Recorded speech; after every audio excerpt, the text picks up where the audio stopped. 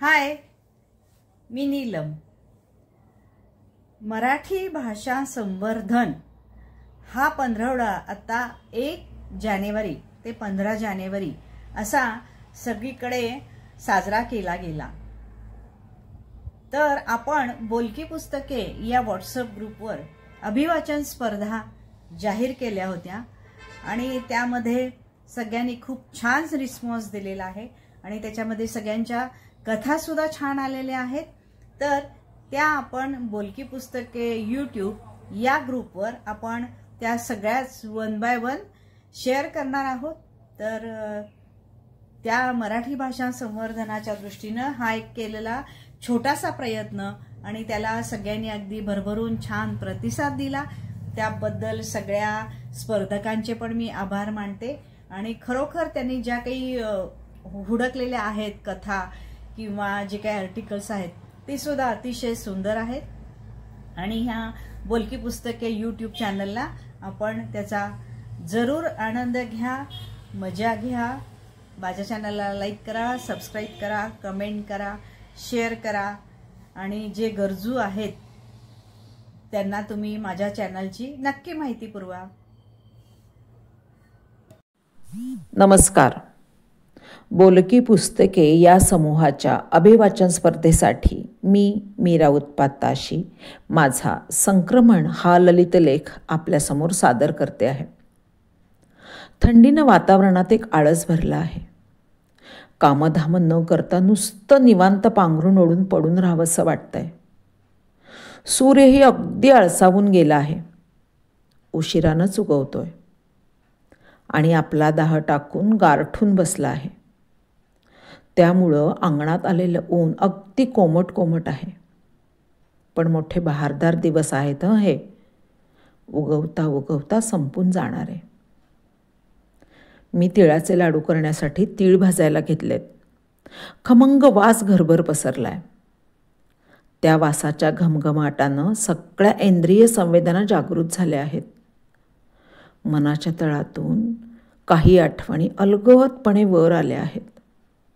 अशीच थंडीच्या दिवसातली दुपार. संक्रांतीचा सण उंबरठ्यावर येऊन ठेपलेला. माई, आई, काकूची संक्रांतीच्या कामाची गडबड. दुपारच्या चहाच्या वेळी मोठ्या पाटीतून मातीचे काळेशार खण घेऊन आलेल्या कुंभारीण मावशी सुभद्राबाई. किती खण द्यायचे असे म्हणत त्यांनी बरोबर वाणवसा करणाऱ्या घरातील बायकांचे खण काढलेले असत. खण म्हणजे सुगडं. मला तर मोठ्या सुगडापेक्षा त्याच्या पोटातली ती छोटी बाळं फार आवडत. आई एका मोठ्या पाटीत हळुवारपणे ते खण ठेवे. त्यावर हळदी कुंकू वाहून कापडाचा खण पांघरून देवघरात नेऊन ठेवे.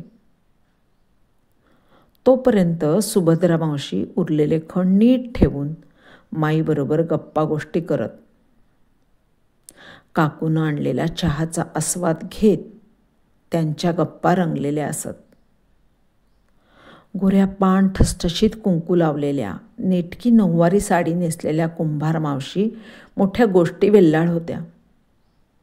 आमच्याकडे येण्याअगोदर 2-4 घरी खण देऊन आल्या होत्या हे त्यांच्या कपडावरील मळवट सांगायचा.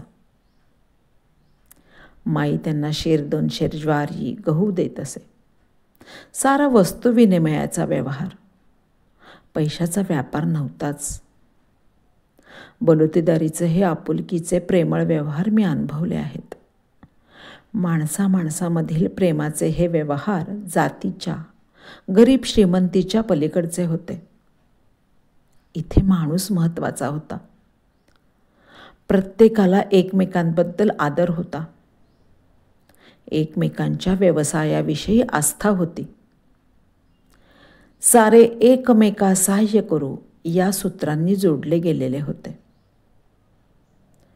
कुंभारीण मावशी येऊन गेल्या की दुसऱ्या दिवशी शेतातून महादा, बोरं, ऊस, ढाळा, गाजरं, ज्वारीच्या उंब्या असं सुगडात घालायचे सारे जिन्नस घेऊन ये. माईनं उखळात कुटलेले टप्पोरे गोल तिळाचे गूळ घालून लाडू केलेले असत. त्याचा खमंग वास सुटलेला असे.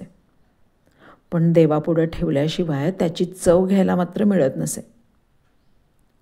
भोगीच्या आदल्या दिवशी आई, काकू आणि आम्ही बहिणी कासाराकडे बांगड्या भरायला जात असू. दुकानात बायका मुलींची मोठी झुंबड उडालेली असे. घरी आल्यावर आई आणि काकू सुगडं सुतवून, हळदी कुंकवानं रंगवून, त्यात बोरं, ढाळा, उसाचे कर्वे, तिळगूळ असे सारे जिन्नस घालून भोगीची तयारी करून मगच झोपी जात. भोगीच्या दिवशी भल्या पहाट आई, काकू आणि आम्ही बहिणी सुगडं आणि पूजेचे साहित्य विणलेल्या रुमालानं झाकून देवळात जात असू. तिथं बायकांची भरपूर गर्दी झालेली असे. एवढ्या पहाटेसुद्धा बायका नटून थटून ताटातली सुगडं सांभाळत रुक्मिणी मातेला वाणवसा करायला आलेल्या असत. इतर ठिकाणी बायका एकमेकांना हळदी कुंकू लावून संक्रांतीचा वाणवसा करतात. पण पंढरपूरला मात्र भोगीच्या दिवशी साक्षात आईसाहेब रुक्मिणी मातेला दह्यादुधाने पाद्यपूजा करून हळदी कुंकू लावून वाणवसा करायची पद्धत आहे. रुक्मिणी माता देवी नाही तर आपल्यातलीच एक आहे असं समजून तिला आपल्या पातळीवर आणून वाणवसा करायची पद्धत इथे आहे. ही पद्धत देव आणि माणूस हा अपपर भाव संपवणारी आहे. पंढरपूरला मायबाप श्री विठ्ठल रुक्मिणी माता असे मानवी पातळीवर येऊन आपल्यातलेच एक होऊन जातात. त्यांचे हे भाव देव आणि माणसातील दरी मिटवणारे आहेत. म्हणूनच ते जास्त जवळचे आहेत. भोगी आणि संक्रांतीच्या दिवशी पंढरपुरातील आणि आजूबाजूच्या खेडेगावातील स्त्रिया देवळात रुक्मिणी मातेला वाणवसा करायला येत. इथेच हळदी कुंकू करून सभा मंडपात खेळ खेळून वर्षभराचा आनंद घरी घेऊन जात. भोगीला कढी, खिचडी, बाजरीची भाकरी, लोणी, लेकुरवाळी भाजी आणि संक्रांतीला गुळाची पोळी असा फक्कड जेवणाचा बेत असे. स्नेहाने आणि आनंदाने भरलेले आणि भारलेले हे दिवस नात्यांचा गोडवा जपणारे आहेत.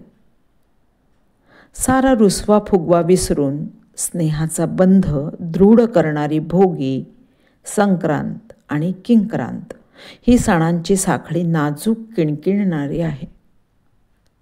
संक्रांतीनंतर ऋतुबदलाचा पायरव हलकेच ऐकू येईल आणि सृष्टीचे संक्रमण असेच निरंतर चालू राहील.